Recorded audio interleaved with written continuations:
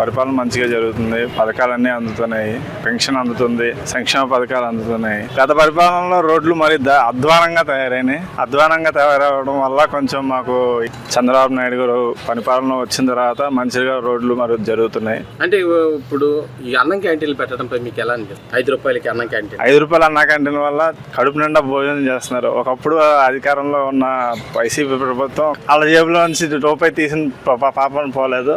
50 రూపాయలు మనం నార్మల్గా భోజనం చేసేవాళ్ళం, ఇప్పుడు 5 రూపాయలు భోజనం చేస్తున్నాము. దానివల్ల 45 రూపాయలు తేడా వస్తుంది. దానివల్ల ఉపయోగం కదా, మనకి మిగులుతుంది కదా. అంటున్నారు గవర్నమెంట్ వచ్చిన పథకాలు ఇవ్వట్లేదు, అది ఇదని మాట్లాడుతున్నారు. వాళ్ళు వచ్చిన సంవత్సరంలో ఏమైనా జరిగినాయి గుండెల మీద చేసుకొని చెప్తాను. వాళ్ళు అధికారంలోకి వచ్చిన తర్వాత ఏ పథకం అనేది అందలేదు.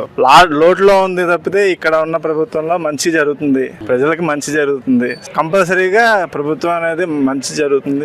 ఈ రోజు అమరావతి రాజధాని అయితే మీకు ఎలా అనిపిస్తుంది? వచ్చే తరానికి అభివృద్ధి జరుగుతుంది. ఈ రోజు రాష్ట్రానికి పెట్టుబడులు రావటంపై మీకు ఎలా అనిపిస్తుంది?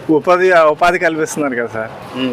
గతంలో లేదుగా, నోటిఫికేషన్లు ఏమీ లేవు. ఇప్పుడున్న ప్రభుత్వంలో అమరావతి డెవలప్ అవడం వల్ల ప్రభుత్వం మనకి మంచి జరుగుతుంది. ప్రభుత్వ పథకాలన్నీ వస్తున్నాయి, అన్ని ప్రభుత్వ ఉద్యోగాలు వస్తాయి, ఉద్యోగ కల్పన ఉంటుంది. కంపెనీలు వస్తే మనకి ఎంప్లాయ్మెంట్ అనేది ఉంటుంది కదా సార్.